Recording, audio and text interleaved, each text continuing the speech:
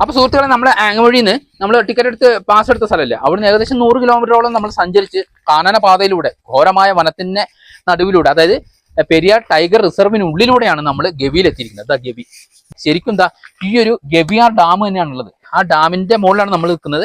ഇവിടെ ഒരു ബോർഡ് കാണാം. പിന്നെ ഇവിടെ കുറച്ച് സംഭവങ്ങളുണ്ട്, ബോട്ടിംഗ് ഉണ്ട്, പിന്നെ എന്തോ ഒരു വ്യൂ പോയിന്റ് ഉണ്ട്, അങ്ങനെ കുറച്ച് പരിപാടികളൊക്കെ ഉണ്ട്. ഇതിനൊക്കെ നമ്മൾ പാക്കേജാണ്.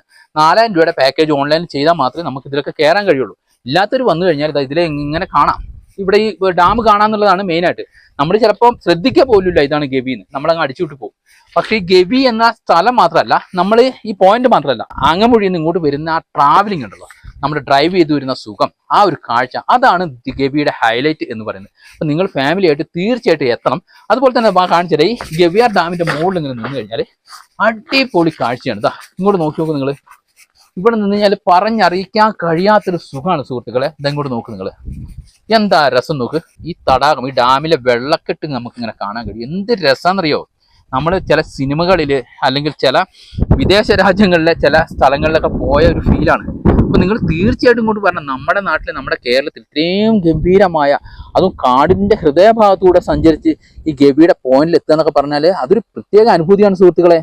ഇത് കണ്ടോ, എന്ത് രസകരമായ കാഴ്ചയാണ് നോക്ക്. പറഞ്ഞാലും മതി വരാത്ത ഒരു പ്രത്യേക അനുഭൂതിയാണ് ഗവി യാത്ര എന്നുള്ളത്. 1 ഡേ ട്രിപ്പാണ്. ആങ്ങമൂഴിയിൽ നിന്ന് നമ്മൾ വണ്ടി സ്റ്റാർട്ട് ചെയ്യുന്ന 1 ഡേ ട്രിപ്പാണ് നമുക്ക് ഗവിയിലേക്കുള്ള ബസ്. ഉമ്മടി ഗവി നമ്മൾ സിനിമയിലൊക്കെ കണ്ടിട്ടില്ലേ ബസ് പോകുന്നത് ഈ ഗവി പാലത്തിന് മുകളിലൂടെ. പിന്നെ ഈ ഗവി യാത്രയുടെ ഒരു പ്രത്യേകത ഞാൻ മനസ്സിലാക്കിയ, എൻ്റെ പേഴ്സണൽ അഭിപ്രായം കേട്ടോ, ഒരു ദിവസം നമുക്ക് ഫോൺ ഇല്ലാതെ എങ്ങനെ ജീവിക്കാം എന്ന് മനസ്സിലാക്കുന്ന യാത്ര കൂടിയാണ്. കാരണം എന്താ വെച്ചാൽ ക്യാമറ അല്ലാതെ ഫോൺ ഉപയോഗിക്കാൻ പറ്റില്ല. നമുക്ക് നെറ്റില്ല ഇവിടെ, നെറ്റിൽ നല്ല റേഞ്ച് ഇല്ല. അതുകൊണ്ട് ആരും വിളിച്ചിട്ടില്ല. വാട്സപ്പ് നോക്കണ്ട, ഫേസ്ബുക്ക് നോക്കണ്ട, ഇൻസ്റ്റാഗ്രാം നോക്കണ്ട, അങ്ങനെയുള്ള യാതൊരുവിധ സോഷ്യൽ മീഡിയ നമുക്ക് നോക്കേണ്ട കാര്യമില്ല, ടെൻഷനില്ല.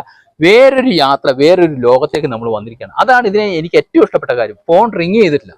രാവിലെ അങ്ങോട്ട് ഫോൺ റിങ് ചെയ്താൽ പിന്നെ അങ്ങനത്തെ ഒരു സംഭവം ഇല്ല എന്നുള്ളതാണ്.